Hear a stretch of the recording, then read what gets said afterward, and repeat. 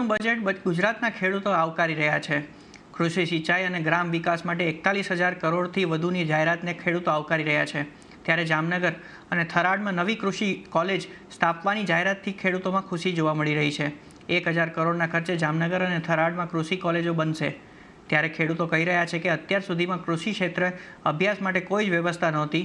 હવે યુવાઓ માટે ઉજ્જવળ ભવિષ્ય માટે નવી તક મળશે। સરકાર દ્વારા વર્ષ 2025-26નું બજેટ જે ફાળવવામાં આવ્યું છે તેમાં ખેતી, સિંચાઈ અને ગ્રામ વિકાસ માટે 41,000 કરોડથી વધુની રકમ જાહેર કરાઈ છે અને જામનગર અને થરાદ માટે નવી કૃષિ કોલેજોની પણ જાહેરાત કરાઈ છે। ત્યારે જામનગર જિલ્લાના ખેડૂતો છે એ ખેડૂતો સાથે જ સીધી વાત કરીશું, કારણ કે જે બજેટ છે એ બજેટને લઈને ખેડૂતોની શું પ્રતિક્રિયા છે તે પણ જાણીશું। શું કહેશો કાકા, ઓલ ઓવર ખેતી માટે 41,000 કરોડથી વધુની જે જાહેરાત કરવામાં આવી છે સરકારની, કેવી રીતના જોવો છો? એ સરકારને આ જે જાહેરાત કરી છે એની માટે ખેડૂતને બહુ લાભાર્થી ગણાય કે કૃષિ મંત્રી અમારા વિસ્તારના હતા, એને જાહેરાત કરી તો ખેતી માટે કે સિંચાઈ માટે કે આ તેને ઉત્પાદન આ તેને માટે બહુ સારું ગણાય છે। જામનગરમાં અને થરાદમાં જે કોલેજોની કૃષિલક્ષી કોલેજોની મંજૂરીને અમે સૌ ખેડૂત સમુદાય વતી આવકારી છીએ।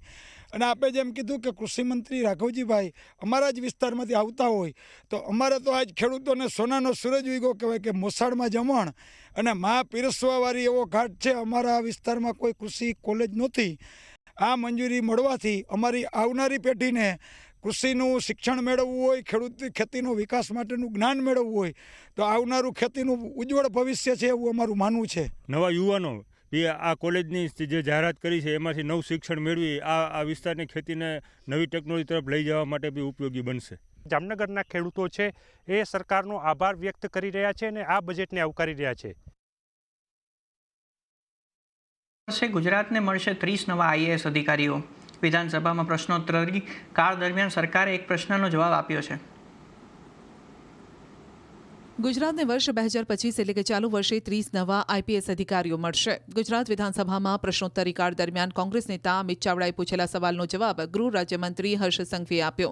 હર્ષ સંઘવીએ IPSની ખાલી જગ્યા મુદ્દે જવાબ આપતા કહ્યું કે 208 IPSની જગ્યા સામે 198 ભરાયેલી છે, 10 જગ્યા ખાલી છે, 24 IPS ડેપ્યુટેશન પર છે। તો મંત્રી ઋષિકેશ પટેલે જવાબમાં કહ્યું કે રાજ્યમાં IAS અધિકારીનું મંજૂર મહેકમ 313 છે, જેમાં 14 અધિકારી હાલ સેન્ટ્રલ ડેપ્યુટેશન પર છે, 56 જગ્યા ખાલી છે। રાજ્યમાં છેલ્લા 5 વર્ષમાં સીધી ભરતીથી 41 IAS અને બઢતી તેમજ પસંદગીથી 54 મળીને કુલ 95 IAS અધિકારી મળ્યા। રાજ્યને ફાળવવામાં આવેલા IPS અધિકારીઓમાં 34 મહિલા IPS અધિકારીનો સમાવેશ થાય છે। તો રાજકોટ પાયલ હોસ્પિટલના વિડીયો કાંડનો મુદ્દો વિધાનસભામાં ગુંજ્યો। ગૃહ રાજ્યમંત્રીએ કહ્યું કે મહિલા IPSએ ગણતરીના કલાકોમાં કાર્યવાહી કરી 300 કિલોમીટર દૂર બેસેલા આરોપીઓને પકડી પાડ્યા। તો અમરેલી પાયલગોટી બોગસ લેટરકાંડનો મુદ્દો પણ વિધાનસભામાં ગુંજ્યો। કોંગ્રેસના ધારાસભ્ય કિરીટ પટેલના સવાલનો જવાબ આપતા હર્ષ સંઘવીએ કહ્યું કે બોગસ લેટરકાંડમાં અત્યાર સુધીમાં 4 આરોપીઓની ધરપકડ કરી છે અને હવે આ કેસમાં કોઈ આરોપીની ધરપકડ બાકી નથી।